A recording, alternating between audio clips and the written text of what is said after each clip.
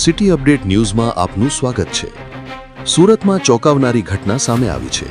ડિંડોલી વિસ્તારના સણિયાકણદે ગામ નજીક જાહેર રોડ પર એક્સપાયરી ડેટવાળી દવાઓ ફેંકી દેવાતા તંત્રમાં દોડધામ મચી ગઈ।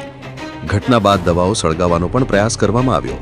માહિતી મળતા જ ગામના સરપંચ અને પોલીસ તાત્કાલિક સ્થળ પર પહોંચી તપાસ હાથ ધરી।